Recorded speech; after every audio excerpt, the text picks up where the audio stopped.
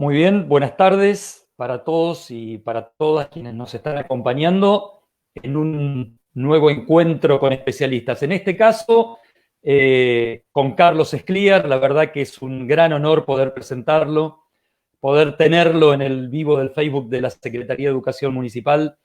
Eh, Carlos no necesita presentación, seguramente todos quienes lo están viendo lo conocen y mucho, pero me voy a permitir 10 o 15 segundos para decir que Carlos Escliar es investigador principal del CONICET, del Consejo Nacional de Investigaciones Científicas y Tecnológicas de nuestro país, de Argentina.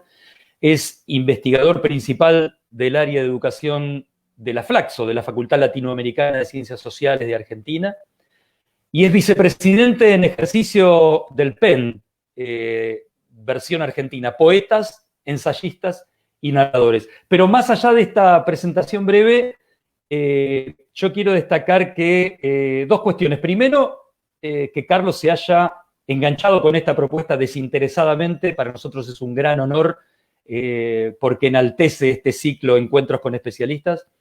En segundo lugar, quiero decir que Carlos es quien desde hace varios años nos está ayudando a pensar en el sistema educativo acerca de cómo vincularnos con el otro, quién es el otro. La verdad que permanentemente, con su conocimiento, con sus escritos, con su palabra, nos ayuda a pensar y pensarnos dentro del sistema educativo. En este caso, la charla de hoy, en este ciclo de encuentros, es denominada La educación y la incertidumbre, el mundo y la vida como problemas. Menudo tema que hoy va a desarrollar Carlos, a quien le doy la bienvenida. Una vez más le agradezco infinitamente esta posibilidad de compartir con él y lo dejo con todos ustedes para que lo disfruten. Muchas gracias, Carlos.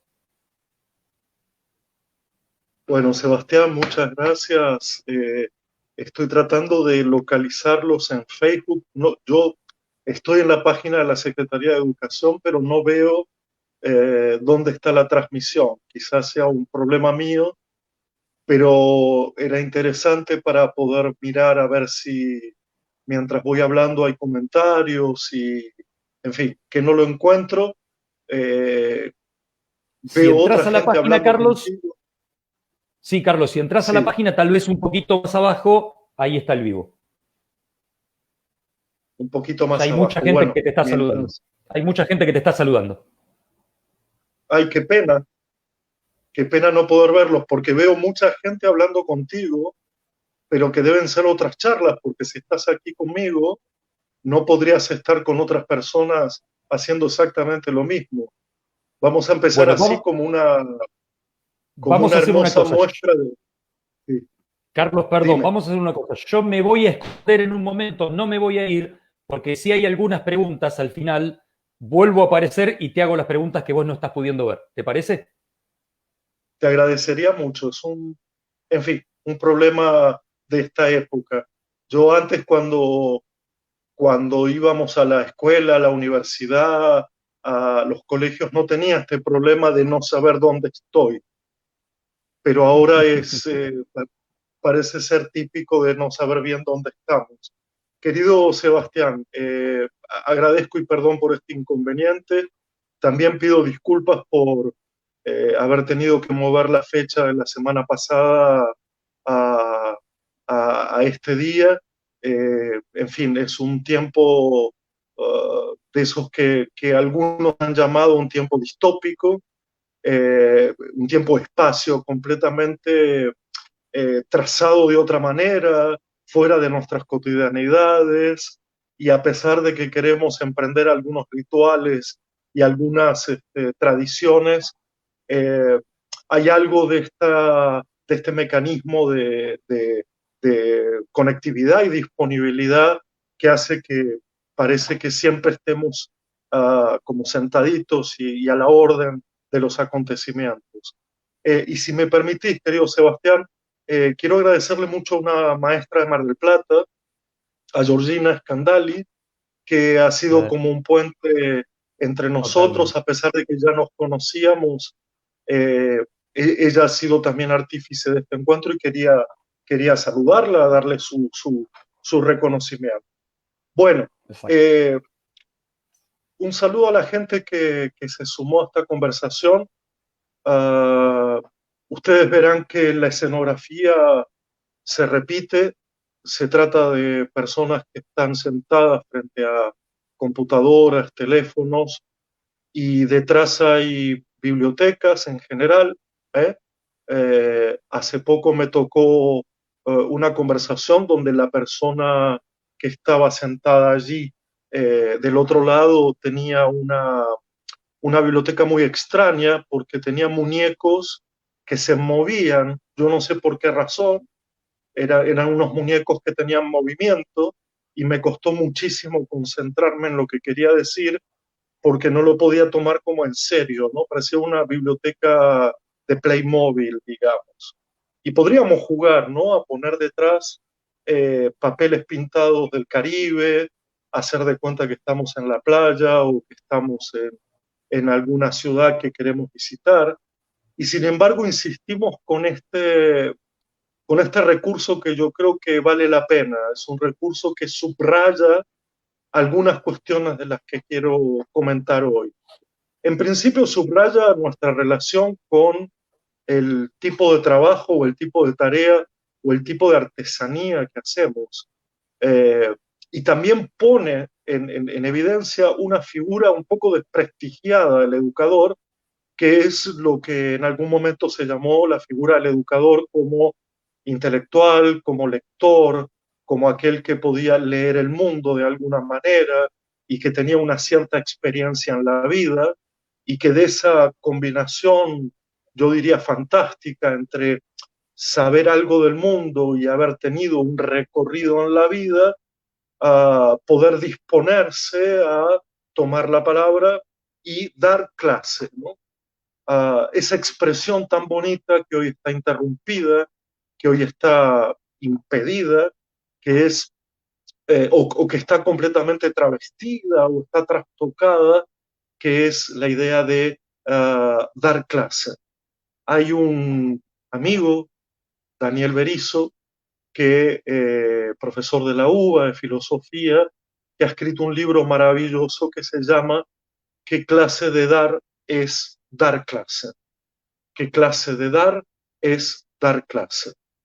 Y releyendo aquel libro permanentemente, una de las cosas que me doy cuenta es que el dar de esa expresión está muy emparentado con el ofrecer, con ese gesto generoso, con ese gesto gratuito, con ese gesto que extiende la mano, con ese gesto que busca qué hay de bueno en el mundo, qué hay de preciosidades, de tesoros, de elementos sueltos, de elementos perdidos, no necesariamente brillantes, no necesariamente rutilantes, no necesariamente espejitos de colores, pero que de alguna manera los elige, los va a recoger, los busca con la pretensión de darlos, de ofrecerlos, de brindarlos.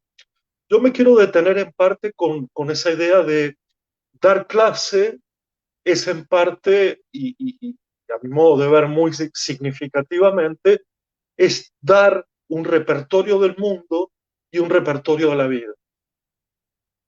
Cuando eso no ocurre, cuando lo que estamos dando o lo que estamos ofreciendo es eh, un repertorio de mundo, pero no de vida, o cuando estamos ofreciendo un repertorio de vida, pero no de mundo, es probable que una cierta sensación de incompletud o una cierta sensación de insatisfacción nos recorra, nos asista, quede de nuestro lado. Mi propósito hoy, en el tiempo, en la media hora en el que tomaré la palabra, es poder revisar este gesto que, repito, hoy está interrumpido, hoy está de alguna manera condicionado a un estado de excepción, pero que tiene un anclaje en el pasado y un vestigio de futuro que tendríamos que revisar de alguna manera o acordar o debatir o poner en discusión.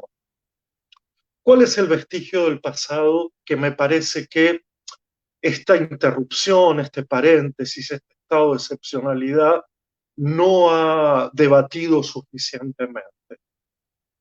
Tengo la impresión que el gesto del dar se había transformado en muchas situaciones en un gesto automático, en un gesto de alguna manera que no se revisa a sí mismo, en un gesto que está dado casi por naturaleza, el voy a dar clase, el tengo que dar clase, el me toca dar clase, y la actividad omitía de alguna manera, o vamos a decirlo de otra manera, la actividad lo que hacía era esconder el gesto de dar como un gesto que precisa todo el tiempo ser revisado. Repito, ¿qué clase de dar es dar clase? O, para decirlo de otra manera, ¿qué tipo de mundo o qué tipo de vida ofrecemos al dar una clase, cualquiera sea, en cualquier disciplina, en cualquier materia, en cualquier momento? Esa naturalidad era una naturalidad que tenía mucho que ver con entender la clase como un dispositivo dado de alguna manera, como un dispositivo que se enseña y se aprende, con un dispositivo que se adquiere, con un dispositivo que es formulado desde fuera, que puede ser detallado, descrito, y que muchas veces tiene que ver con ese gesto de alcanzar una información, un recurso, un medio, un libro, un objeto. Pero su naturalización, a mi modo de ver, lo que hizo fue crear una circunstancia, repito, a mi modo de ver, y porque doy clases todo el tiempo, y en ese sentido todo el tiempo pienso qué voy a dar, y me olvido un poco de la clase como escenografía ya predeterminada. eh, lo que intento revisar con eso es no caer en el mecanismo que se puede describir desde afuera. Un profesor llega en cualquiera de los niveles, toma la palabra porque de alguna manera se lo espera, ojalá, toma la palabra porque de alguna manera hay un silencio alrededor, ojalá, toma la palabra porque de algún modo hay quienes quieren escuchar, ojalá, y ese dispositivo fue transformado por lo que hoy llamamos ambientes de aprendizaje, donde ya no es necesario sentarse a escuchar, ya no es necesario hacer silencio, ya no es necesario esperar, ya no es necesario supuestamente atender. Ese dispositivo, dar clase, ha cambiado dramáticamente en las últimas décadas. Uno de los cambios que era anterior a la situación coyuntural que vivimos ahora es este que acabo de mencionar y que me parece el más relevante para poder detenerse a pensarlo, detenerse a analizarlo, qué hay del mundo y qué hay de la vida en este dispositivo que se ha creado, que es lo que llamamos el ambiente de aprendizaje. De alguna manera, muchas escuelas, muchas aulas se han convertido en eso que llamamos ya no alguien enseña y otros aprenden de alguna manera por un orden de anterioridad, por un orden generacional, sino que de algún modo estamos todos en un mismo ambiente, se plantea una cierta circularidad y lo que ocurre allí es que todos aprendemos, lo que ocurre allí es que se aprende de cualquier cosa, que se puede aprender de cualquier elemento del mundo, se puede aprender de cualquier palabra, se puede aprender de cualquier recurso, y de alguna manera esta generación de entornos de aprendizaje, que luego además fue adjetivado como entorno virtual de aprendizaje, tiene unas ciertas características que ponen en entredicho la idea de qué quiere decir dar clase en el sentido primario que he tratado de comentar aquí, que es ese sentido de dar algo del mundo, dar un repertorio del mundo y dar un repertorio de la vida. Como si ahora dependiese mucho más, a pesar de que la época se había vuelto inclusiva y más democrática y vinculando a la escuela con los derechos de los niños y con los derechos humanos y con los derechos de la diversidad, se había vuelto, a mi modo de ver, en un entorno, palabra que por otro lado tiene mayor resonancia de las ciencias biológicas que de las ciencias humanas, en un entorno en el cual cada uno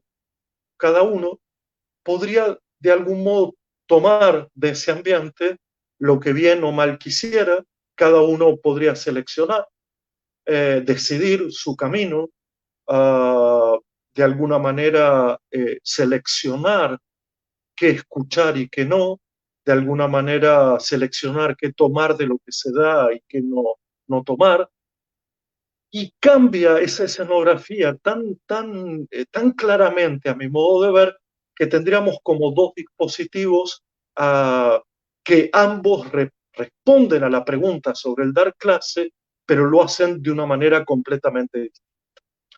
Quizás porque yo pertenezco a una vieja guardia, o quizás porque a mí lo que me fascina de la educación es buscar las novedades que hay en el pasado y no tanto esperar las novedades que vendrán en el futuro. Quizá,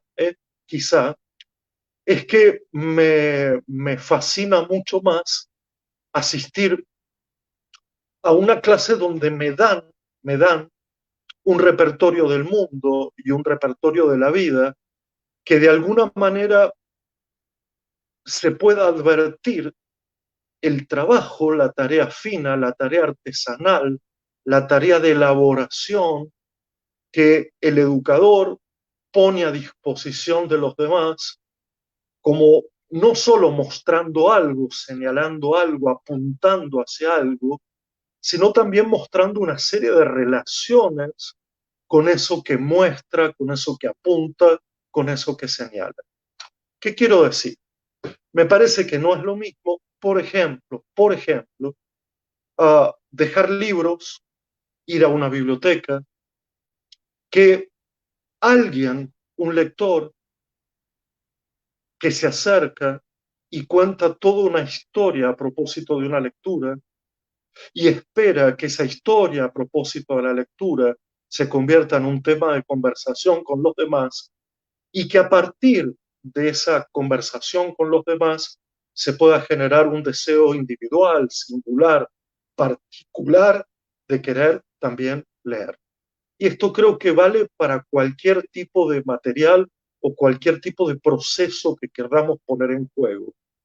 Hay una acentuación o un subrayado diferente en lo que es elaborar el repertorio para generar una conversación, para producir un efecto que luego será siempre singular, a de alguna manera dejar en manos anónimas, por decirlo así, y sé que esto es problemático porque ambos dispositivos pueden ser criticados y ambos dispositivos pueden ser considerados naturalizados. Pero quiero volver un poquito a la idea previa. ¿Por qué creemos que la palabra incertidumbre retoma hoy una especie de sentido distinto a lo que puede ser la vida en general? Es decir, la vida es incertidumbre, esto ya lo sabíamos, porque de alguna manera nos muestra los límites permanentemente, nos muestra las contingencias, nos muestra mucho más lo que no podemos que lo que sí podemos, nos muestra más, de alguna manera, que el alcance no es eterno, que lo que nos podemos proponer no tiene que ver con distancias siderales o con utopías inalcanzables, sino que tiene que ver con dotar de un sentido extremo, intenso, a lo que llamamos el presente. Y me parece que cuando doy clase, lo que intento hacer es dotar dotar al presente común, dotar a ese presente caracterizado por un encuentro entre varios, por un estar juntos, dotar, digo, a ese presente de un sentido que yo llamo de existencia y de trascendencia. O si ustedes quieren, de otra manera, un sentido no solo de la presencia, es decir, el educador se hace presente eligiendo un repertorio previamente para compartir algo sobre la vida y el mundo, pero que tiene que ver con hacer del presente un presente que exista, que crea huellas y marcas en la memoria de uno y de los demás. Por lo tanto, es ahí donde estamos estableciendo el carácter existente, no solo el carácter presente, sino además darle continuidad a esas huellas, y esas huellas son lo que llamamos lo que luego se hará trascendente en la vida. Y es posible que cuando cualquier educador se dé cuenta de qué clases recuerda, qué clases que ha tomado, de las que le han dado, recuerda de su vida, seguramente se le hará presente estos tres mecanismos: la presencia, la existencia y la trascendencia. Una de las preguntas que más ha llegado, que más he escuchado, es si de algún modo durante este tiempo hubiéramos podido eh, pensar en dar clase de ese modo. Es decir, si la falta de contacto, la falta de presencia, o si la presencia por otros medios, y voy a dar un pequeño ejemplo en este sentido. Yo ahora me veo a mí, pero no los veo a ustedes. Y recordaba ayer mismo cómo en presencia yo trato de dar clase. Y una de las formas más patentes de mi forma de dar clase, que la he pensado ahora porque justamente la veo interrumpida, es que cuando voy por un camino y empiezo a mirar a los estudiantes, veo si hay quienes me acompañan por ese camino, quienes se detienen, quienes están en otro camino, quienes absolutamente no desean ese camino, quienes se manifiestan enojosos, irritados, quienes ríen. Y todo ese aparato de gestualidad, toda esa escena de gestualidad, es la que altera, la que produce la alteridad de mi clase. Por lo tanto, cuando yo doy clase, trazo un camino que está a medio recorrer y que la presencialidad de los demás altera a cada paso que doy. Como si ahora, en este momento, alguien mirara y dijera: ¿por qué será que está hablando de esto? ¿Por qué ha ido por este lugar? O muestra una cierta incomodidad al sentarse, al estar sentado o al mirar, o no me mire, o me mire demasiado. Cuando todo esto se quita, hay algo de la clase que también interrumpe el gesto del dar. Y cuando se interrumpe ese gesto del dar, también se condiciona ese repertorio del mundo y de la vida que queremos entregar. Entonces, cuando me preguntaba en estos días a propósito de si es posible representar algo de la presencialidad, la existencialidad y la trascendencia del dar una clase, me puse a pensar por un lado que sí y por otro lado que no. Porque pensaba, quizá no podamos, en un sentido estricto,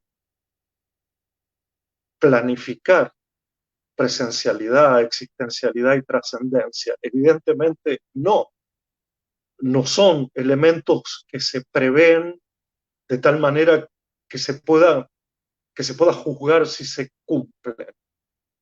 Porque la existencialidad depende de tantos factores y solo se puede comentar un tiempo después. La trascendencia, mucho tiempo después. Y solo podemos, de alguna manera, garantizar una cierta forma de presencialidad cuando damos clase. Voy a repetir algo que vengo diciendo en otras circunstancias. La conectividad no es presencialidad. La conectividad es el recurso que echamos a mano porque no tenemos otra posibilidad para estar al mismo tiempo, ni siquiera en el mismo lugar.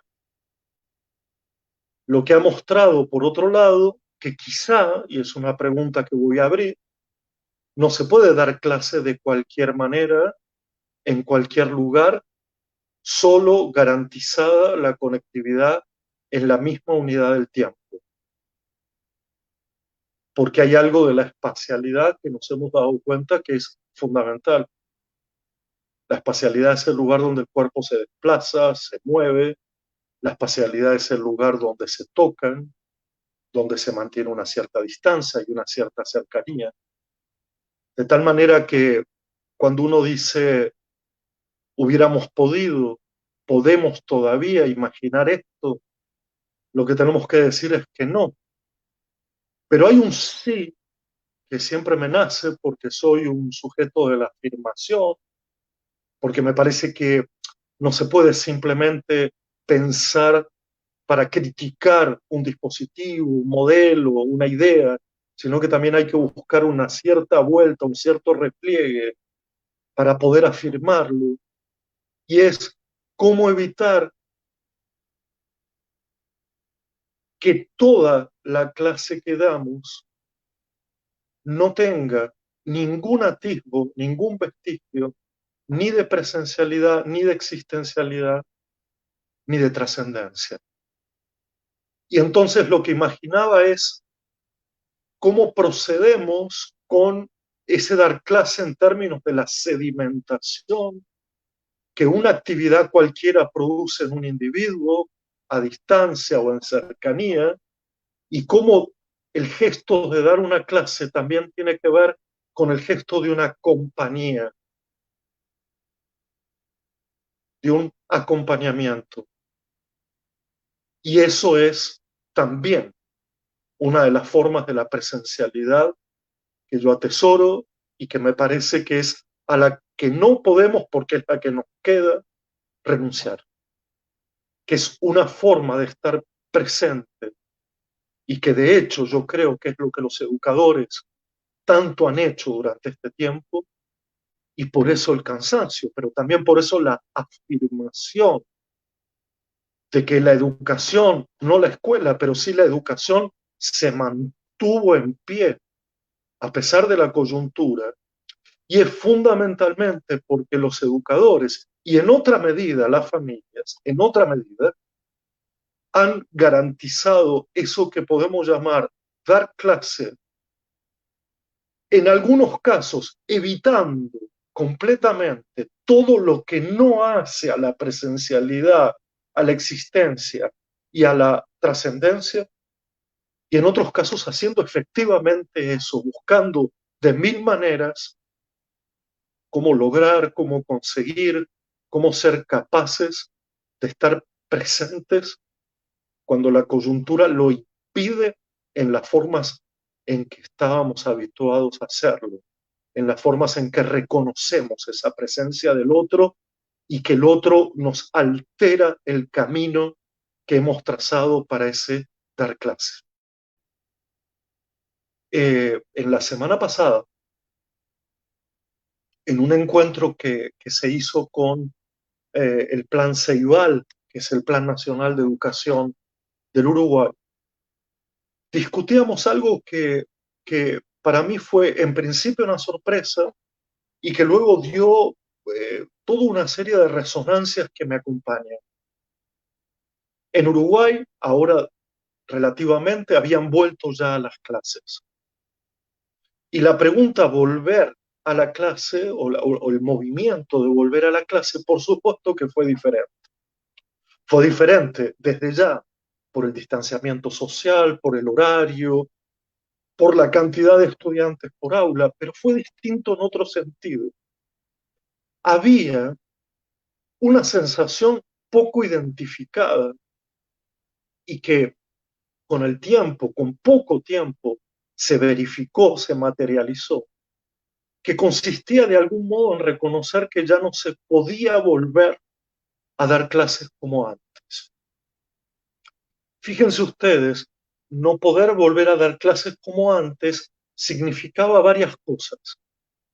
Una, que quizá antes de la pandemia había mucha insatisfacción con ciertas tradiciones, ciertas repeticiones, ciertos rituales de la escuela. Y que por lo tanto, este este tiempo doloroso, este tiempo incómodo, este tiempo agotador, creó también alguna posibilidad para pensar si efectivamente lo que queríamos es regresar del modo en que habíamos quedado. Y una buena parte de los educadores trajeron la idea de que ya no se podía volver de la misma manera, de que dar clase no podía ser solo eso, disponibilizar un ambiente y que cada uno se las arregle como bien o mal pudiera. Lo segundo fue que algo del proceso de mediación durante la pandemia en ellos les había hecho crear o hacerse disponibles a la creación de recursos, de actividades, de formas de comunicación que no lo habían pensado antes. Y esas formas se preguntaban si quizás debían abandonarse ahora que se regresaba a la escuela o si muchas de ellas podían continuar. Y saben que la principal resonancia de ese aspecto creativo, de ese aspecto que buscó todo el tiempo, cómo seguir dando clase, esa insistencia por creer que el educador es aquel que da clase de alguna manera, que ofrece, que da ese gesto generoso, tuvo que ver con una renovada vinculación, o antigua y renovada vinculación con el arte. Como si el educador se hubiera durante este proceso, por lo menos en el Uruguay, tal como lo comento, artistizado o sensibilizado con una posible idea de echar mano a la literatura, al teatro, al video, a la música, al circo, a la creación en general, a la pintura, a la fotografía, pero también a aquellos que se han filosofizado o que han filosofado y que han incorporado a sus clases algo de eso que llamamos la conversación filosófica con niñas y niños, como si de alguna manera esta interrupción le hubiera abierto la puerta a un aspecto que, debido a la ritualización o a la rutinización de nuestra tarea, no estaba del todo disponible o asequible y que hoy tomó como otro gesto, tomó como otra envergadura. Y lo último en esta secuencia, y creo que es lo más interesante para que podamos debatir, por lo menos es lo que yo creo que nos tendrá que acompañar en este tiempo que aún queda de confinamiento, de distanciamiento, incluso cuando volvamos a la escuela, es hacer un riguroso y amoroso trabajo a propósito de una pregunta muy simple, una pregunta a mi modo de ver entrañable, que es la pregunta sobre qué hemos extrañado durante todo este tiempo. Es una pregunta un poco torpe, ¿verdad? Es una pregunta que a veces parece falsa sobre si alguien extraña a otra persona o si de algún modo podemos decir si me has extrañado. Miren, la palabra extrañar tiene dos resonancias que a mí me gustan mucho. Una es la de sentirse extraño, la de que algo nos ha extrañado, en el sentido de que se ha presentado como una rareza, como algo poco habitual, pero también el extrañar evidentemente tiene que ver con echar de menos algo, alguien, echar en falta, como si algo nos hiciera falta, como si pudiéramos sedimentar todo este tiempo, nosotros que somos aquellos que damos clase, entendiendo que se trata de la elaboración de un repertorio del mundo y de la vida, y donde quizás la conversación inmediata, la conversación a seguir, o la conversación que todavía ahora hay que hacer es ¿por qué todo esto es extraño y qué hemos extrañado de todo esto que ahora no es?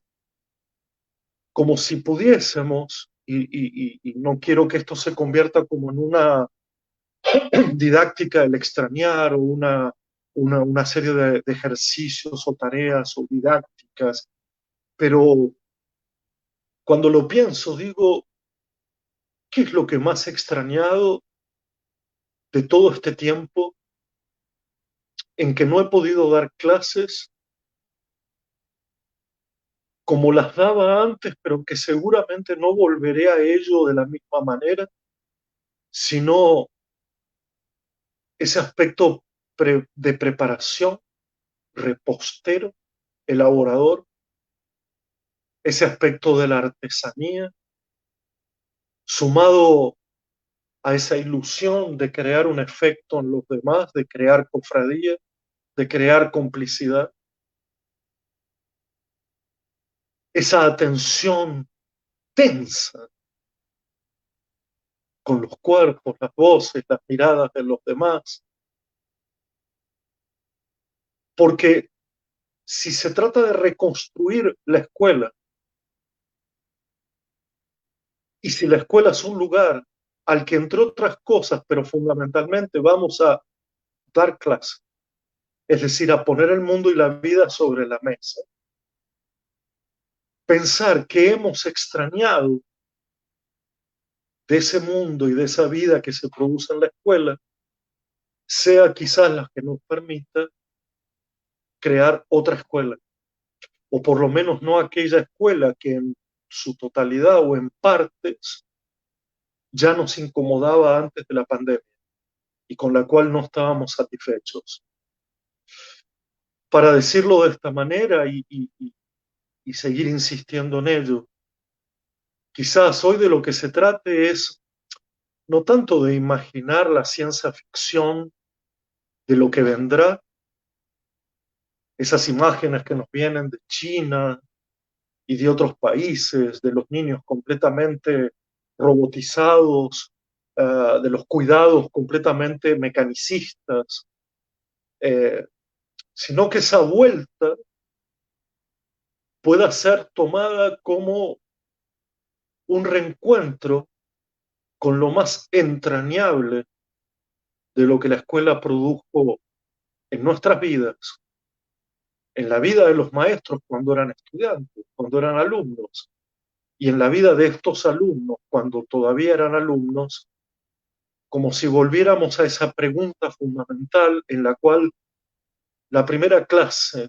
al volver será qué hemos echado de menos, qué nos hizo falta, y que eso que hemos echado de menos y que nos hizo falta sea justamente el punto de partida para la creación de lo que creemos deberá ser una nueva escuela, una nueva forma de escuela, y que espero, lo espero de verdad, que dar clases no se parezca a la intrascendencia, a la inexistencia y a la imposibilidad de presencia, aunque volvamos, en que muchos y muchas se han embarcado para de alguna manera reproducir aquel modelo tecnocrático que se supone va a inundar el sistema educativo también fuera y después de la pandemia.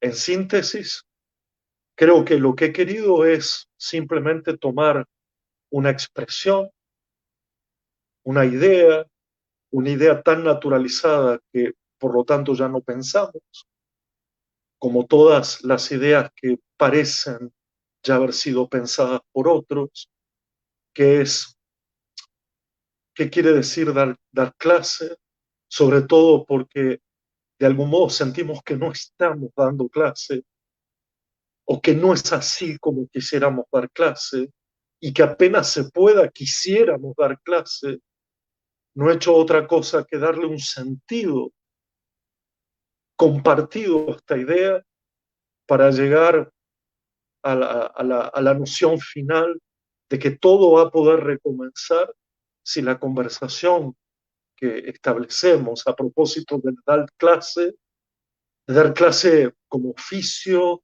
de dar clase como artesanía, no tanto como trabajo a destajo, no tanto como ese trabajo grave, comienza o comenzará a partir de esta pregunta por la presencialidad, la existencia y la trascendencia, pero sobre todo que podamos conversar, que podamos escuchar aquello de qué extrañamos, qué nos resultó extraño y qué echamos en falta. Bueno, este era mi propósito hoy. Espero que esta simple idea, porque no pasa de ser una simple idea, vuelva a poner el tema del dar clase como algo que, a mi modo de ver, Sebastián, forma parte de aquello que los educadores tenemos a mano, de aquello que los educadores podemos ver, elaborar, pensar, imaginar, que está dentro del sistema, pero también sale fuera del sistema, que le permite a los educadores ser seres singulares, además de ser seres de comunidad. Y por lo tanto, espero que esto haya sido un momento así para poder pensar no los grandes trazos, sino este pequeño trazo, esta pequeña pincelada que tiene que ver con el dar clase, querido Sebastián. Absolutamente, Carlos. Yo quiero decirte que tenés una audiencia de más de 700 personas que no se movieron de ahí desde el inicio porque el número sigue constante, que están mandando agradecimientos permanentemente, no solo de Argentina, sino del exterior. Y yo tomé una pregunta como para no abusar mucho de tu tiempo. Hay muy lindos comentarios y reflexiones. Ahí dice Marcela Petreca, dar en estos tiempos conlleva contención, guía, amparo. Dice Faro Silvia Reartes, se generó un colectivo solidario de enseñanza con un potencial incalculable. Para emocionar en la clase hay que emocionarse, dice Analia Anchustegui. Pero hay una pregunta puntual de María Rita. María Rita dice, sin presencialidad, sin ver gestos ni manifestaciones de la existencia de los alumnos, ¿cómo resolver la evaluación formativa que debe dar apreciaciones y devoluciones? Bueno, ustedes saben que yo he sido un militante, ¿cómo decirlo? No contra la evaluación, sino contra algunos usos de la evaluación. No contra la interpretación de la evaluación como una forma de registro de lo que nos pasa, de lo que nos pasa juntos, no de lo que le pasa al otro. No es un diagnóstico, no tiene que ver con un instrumento de medición o de obsesión, sino que a mi modo de ver la crítica que hemos tratado de hacer es la crítica a la razón evaluadora, esa suerte de racionalidad que pasa por el sistema de una manera muy, muy voraz y que tiene que ver con su aspecto más juzgador, digamos, menos interesante, y es someter las lógicas del sentido de la actividad, las lógicas del sentido de la tarea, las lógicas del sentido de lo que hacemos juntos en nombre de lo que será evaluado. Y de hecho todos nos volvemos aliados de esta idea, y los chicos estudian para aprobar, y hay sistemas enteros como el norteamericano que reposan en esta lógica en la cual solo se estudia para aprobar, y de hecho todo lo que no forma parte de esta lógica perversa no se estudiará o no se le prestará la atención. Y así fue como fueron cayendo uno a uno la filosofía, la poesía, la literatura, el arte en general. Entonces, yendo más puntualmente a lo que nos fue pasando, fíjense ustedes que es muy difícil para para quienes asumieron en este momento, en inicios de finales de diciembre, digamos, pero cuya gestión empezaba un poco después, eh, imaginar el funcionamiento de un sistema en estas condiciones. Y es cierto que el sistema mostró, aliándose con nosotros, una cara relativamente, yo diría, mezquina de la educación, con el propósito de asegurar que todo siga funcionando. Porque claro, imaginen ustedes que el mundo funciona, buena parte del mundo, en las grandes ciudades, funciona a partir del hecho de que se va a la escuela. Si se entiende la idea, es muy difícil para un sistema verse enfrentado a esta situación de que no se va a la escuela y tener que pensar a partir de ahí cómo hacer escuela en otro lugar, en las casas o allí donde no llega la conectividad. Y por lo tanto, lo que en un primer momento pasó, y yo creo que quizás era inevitable, era haber hecho abuso o haber echado mano del, yo diría, del repertorio más mezquino de la educación, que es dar la tarea, el registro y la evaluación. Poco a poco yo creo que la gente se fue dando cuenta que esto no iba a funcionar de esa manera y que la parte menos interesante, que es evaluar, era la que iba a predominar en ese vínculo y que por lo tanto creo que se hizo sentir de alguna manera, quizás yo soy un iluso y ustedes me corregirán, una suerte de resistencia desde adentro del sistema y desde afuera del sistema a este mecanismo. Y creo que fueron los docentes en comunidad los que lograron sostener una idea de escuela que no tenía escuela, que no tenía escuela, porque yo personalmente creo que no se puede hacer escuela en cualquier lugar. Por lo tanto, cuando llegue el momento y la nota que hoy salió en página 2 trajo algunas repercusiones en este sentido. ¿Vamos a volver a la escuela para evaluar a los estudiantes, a ver lo que han aprendido en este periodo? Yo esperaría que no, ¿eh? Yo esperaría que no. Yo esperaría que primero conversemos. Yo esperaría que primero preguntemos qué tal, cómo está. Yo esperaría que primero creemos un ambiente no juzgador de lo que se ha hecho durante este periodo. No sé si contesto a la pregunta, pero de algún modo lo que quiero insistir es que, como me toca hoy hablar a mí, quiero decir, ¿no?, que para mí la evaluación es la parte menos interesante del proceso educativo. En la pandemia y fuera de él. Es la parte menos interesante. ¿Esto quiere decir que no podemos saber cómo están los chicos? Ah, no, claro, pero eso es otro asunto. Esa es otra cuestión, que no pasa por los procesos de la razón evaluadora en tanto proceso de juzgamiento ontológico de las vidas y los mundos de los demás. Perfecto. Carlos, me toca agradecerte a mí en nombre de, insisto, más de 750 personas que están mandando agradecimientos permanentemente. Es un rotar de agradecimientos que, bueno, yo te los quiero transmitir y volver a agradecerte infinitamente. Nos tuviste 50 minutos atrapados mirando y escuchando lo que decías con mucha atención. Muchísimas gracias por estos minutos. Insisto, y lo quiero decir nuevamente, abusando de tu generosidad en medio de tantas conferencias de nivel internacional que tenés, te hiciste un ratito para charlar con nosotros en la Secretaría de Educación Municipal de Mar del Plata y te lo quiero agradecer profundamente. A ver, Sebastián, yo te agradezco a vos, agradezco otra vez a Georgina, a toda la gente que ha seguido este encuentro. A mí me parece que los que trabajamos, bueno, yo soy del CONICET, y renunciar a esta faceta pública sería como una contradicción, ¿verdad? Quiero que se diga que acá no hay honorarios, que acá no tiene nada que ver con compromisos de lucro o que uno tiene un caché para hablar. Acá uno las cosas las hace porque hay que hacerlas, porque ya las hacía, como vos bien sabés. No se trata de una excepcionalidad, ya las venía haciendo.